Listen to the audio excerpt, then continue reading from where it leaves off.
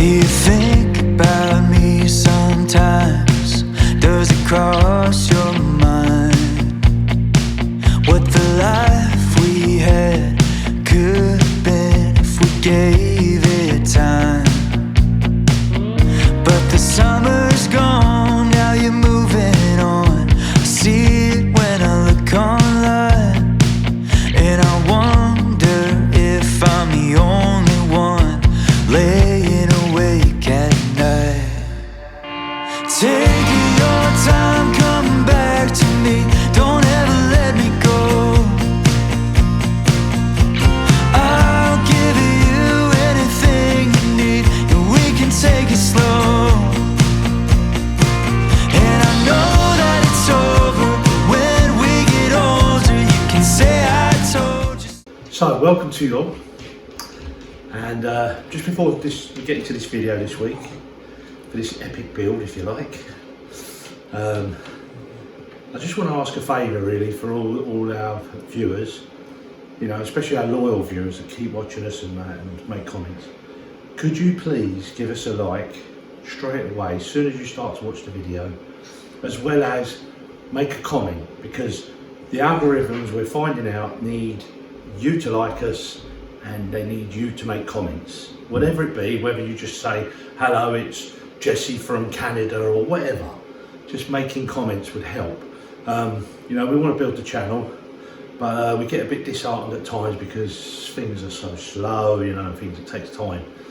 And then you lose the impetus to want to do anything, and we don't want to be doing that. We really want to keep the documentation of what we're doing.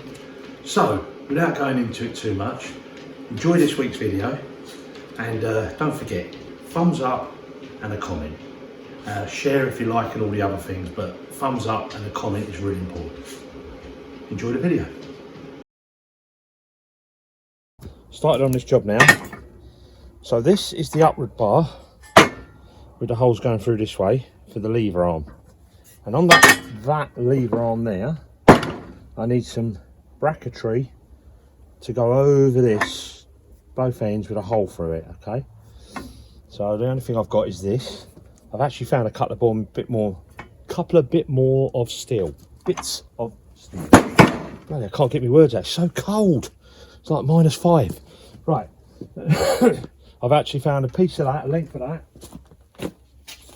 And I've got a length of better angle iron. It's not so rusty, even though it looks a bit rusty, but it's not. It's actually a nicer piece. But so I've got a few bits more extra to go with now.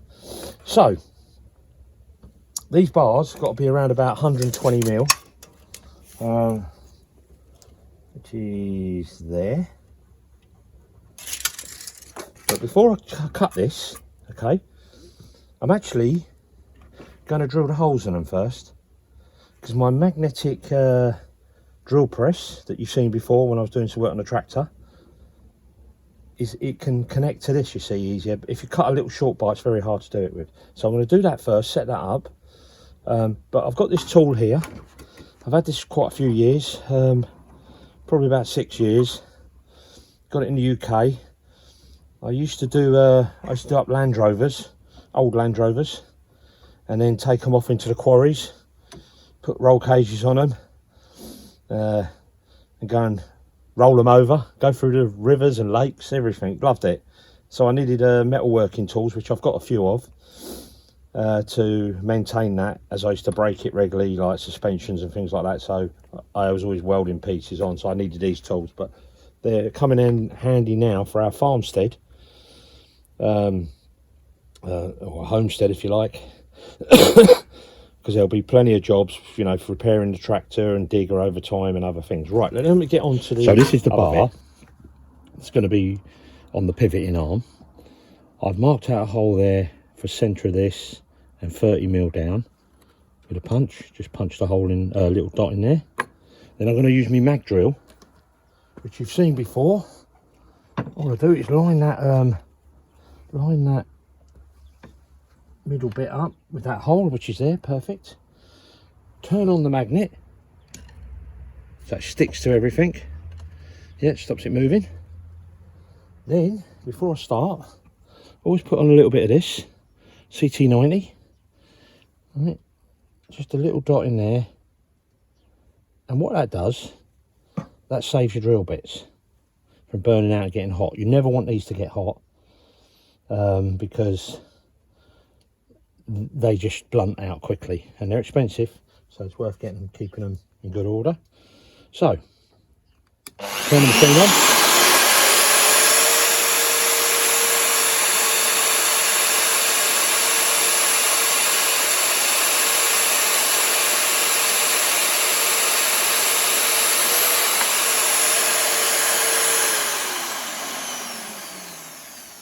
It's another tool I bought when I was doing the off-roading. Put that down there for a minute. So, see my little darling Tracy, she brought me out a lovely cup of tea, keep me warm. There you go. So, let's just show you how thick. That steel is 10 millimeters, yeah, 10 millimeters thick, and that just went through it like butter, smoothly through butter.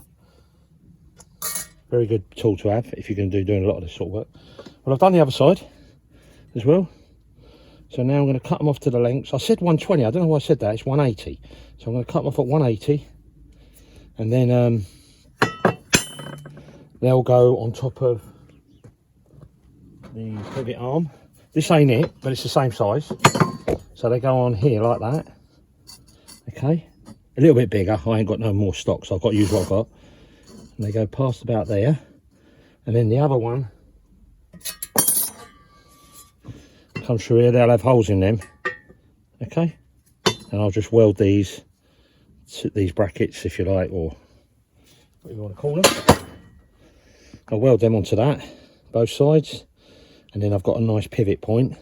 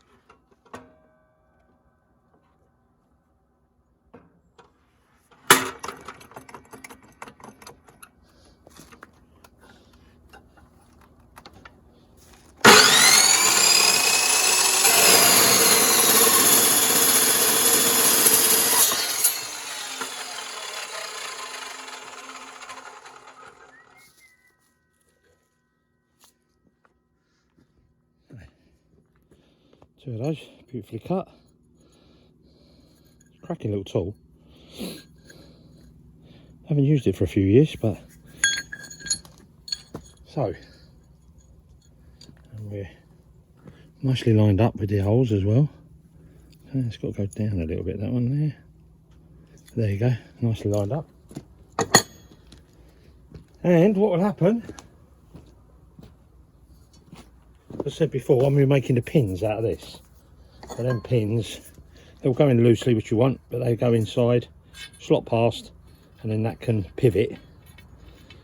There'll be two, you know, either side of that bar, and there'll be a nice pivot point.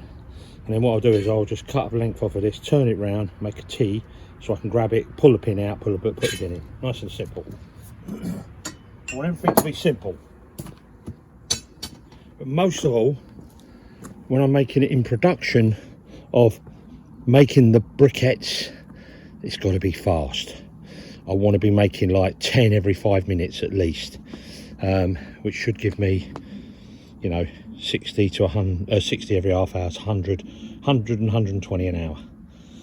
So if I can spend an hour every evening in the summer making up 100, 700-800 of them a week, it'd be fantastic.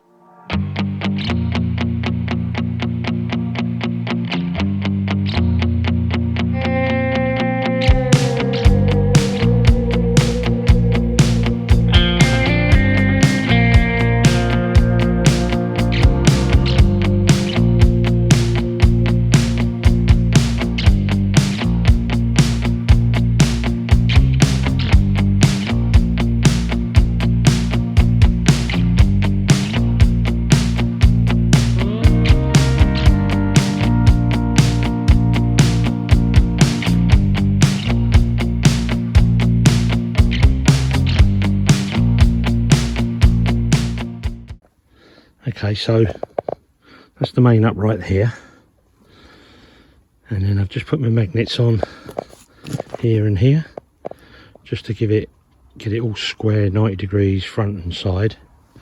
Just put the square on, so that's nigh on perfect. So I can tack this up, and that will be the pressure plate down there.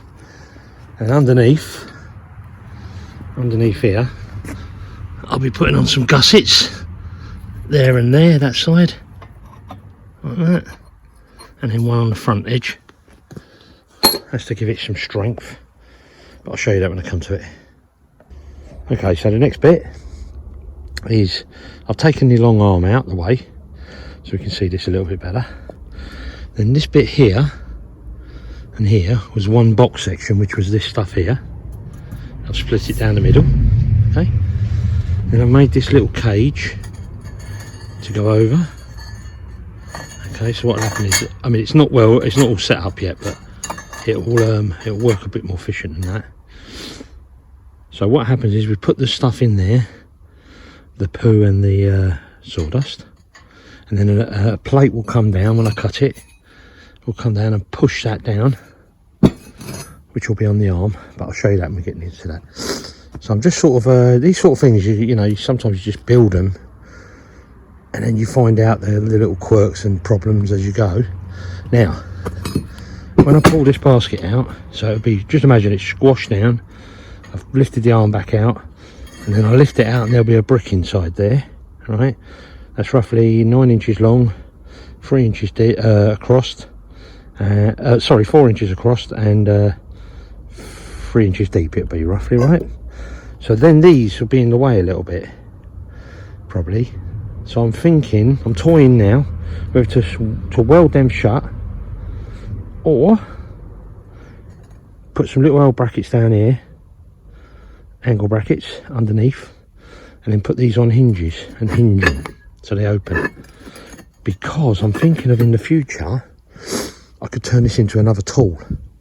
If they hinge back, then that gives me a squashing plate to squash all our tin cans and right, here we go. So all the components cut, sized, drilled, blah blah blah. Let me just go through them for you with you. This is the arm, okay, this one, and on there I have to weld in a said position. Not sure yet where it's going to be. Get a bit of snot off the bottom there, so that'll get welded on there. Okay, and then these plates welded on the end with the holes either side. There's 2 of them, and that pivot point will come to here in that bar. I might put another 1 or 2 in there eventually. They're the pins that I've made. I've just got to weld, everything's got to be welded now. These little plates here for the bottom of these doorways, to give them a little bit of rigidity in the bottom. The basket's made.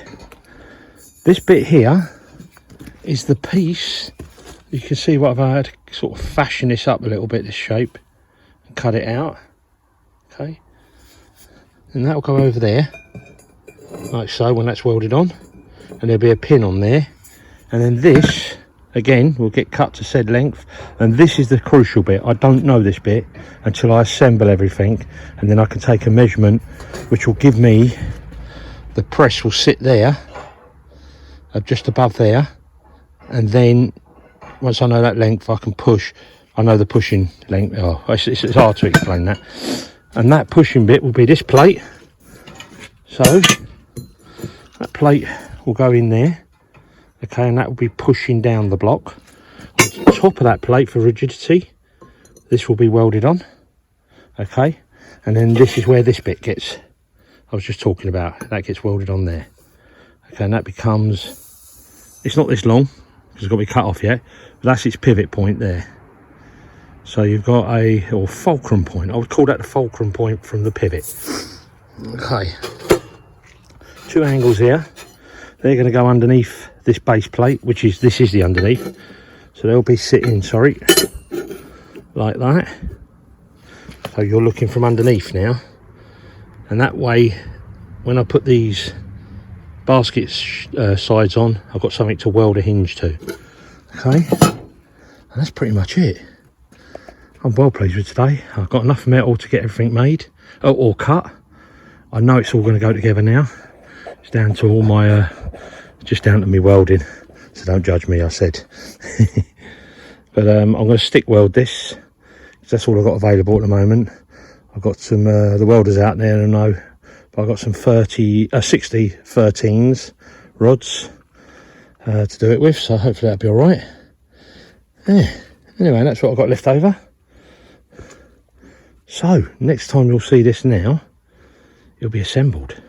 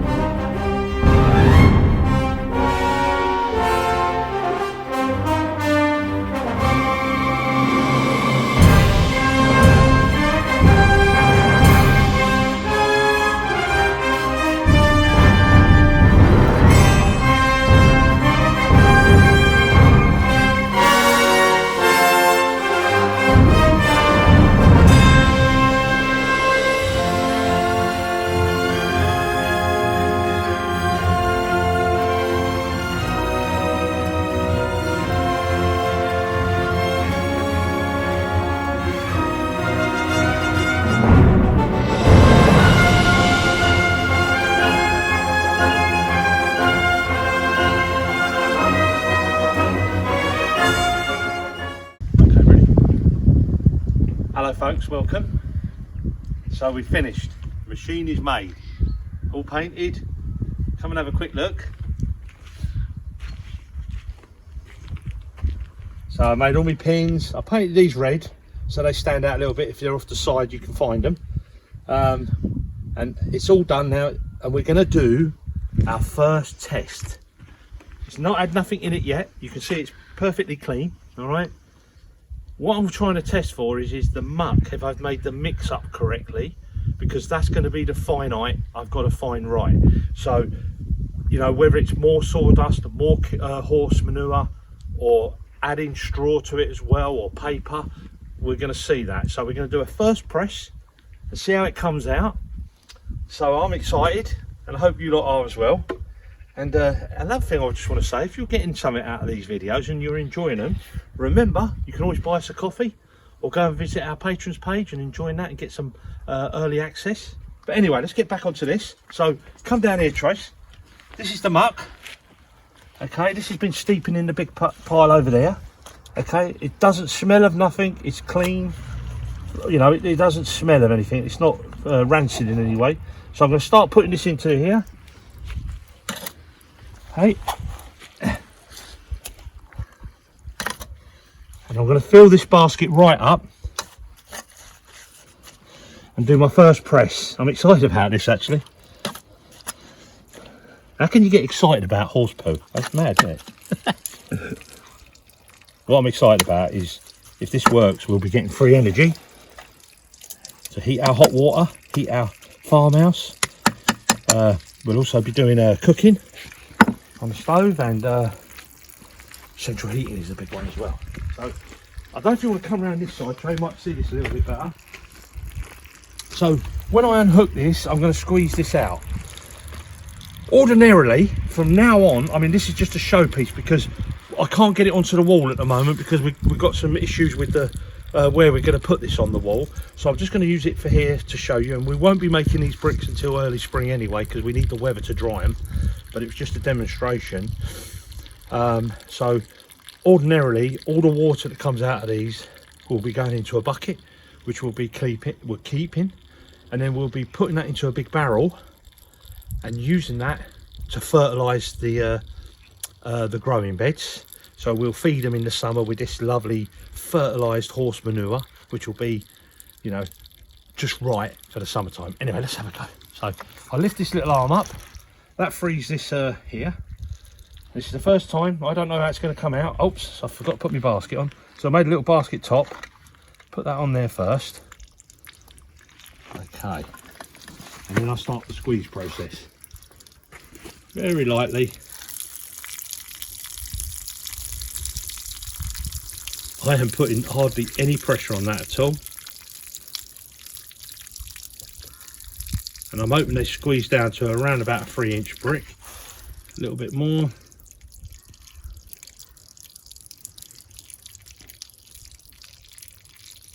Just a little bit more. Just want to make sure that I get enough moisture out of them, but not getting too much out. That's pretty much it there now, I should think. We'll see anyway. So, put you back on the hook for safety. And then what we do, we open these sides. Yep, we take the brick out and we see if it becomes a brick. If not, we work again until we get it right. And there we go. All right, fell apart a bit, but they're the bricks I'm looking at. They've got to dry and they'll be going into the wood burner. Amazing. And we dry them first, and what happens is when they dry, they'll bind together. They'll become like a hard brick. It's wet still at the moment, but it's also, I can add a bit of straw to this maybe, or paper, cardboard, all that can be used for burning. And I've done a bit of investigation.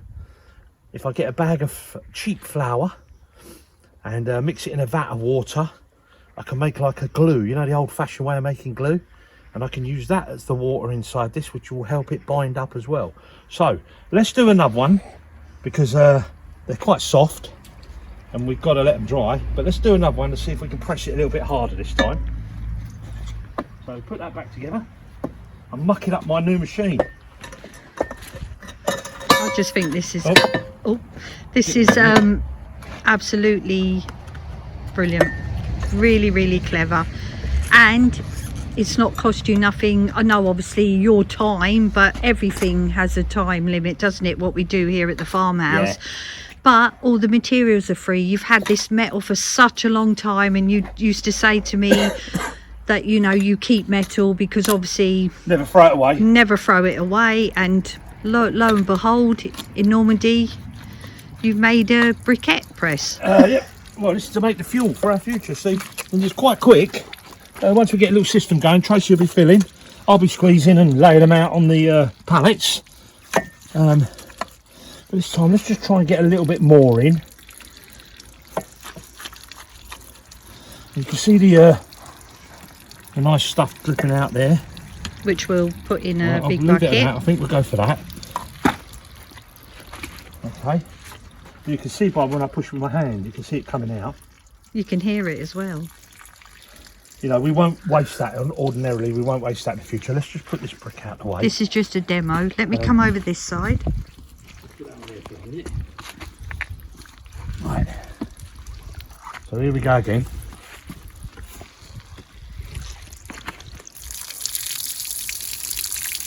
It's just a win-win situation, isn't it? Yeah, it's just pure recycling.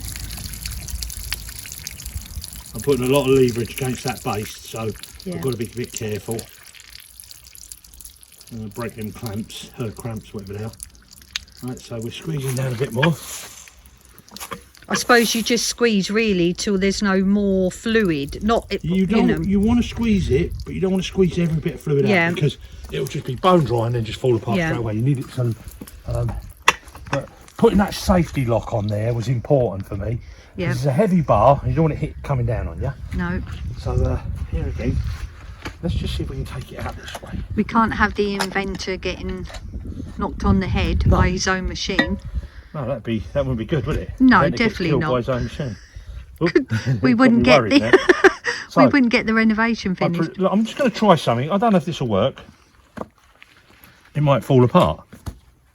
No. There we go. That actually looks a little bit more solid. Yeah, because I squeezed a little bit more in. So we've got a lovely briquette again. Fantastic. When that dries, that's a fuel block. It's quite dense at the moment, but I'm sure it's going to dry out lovely. So that is amazing.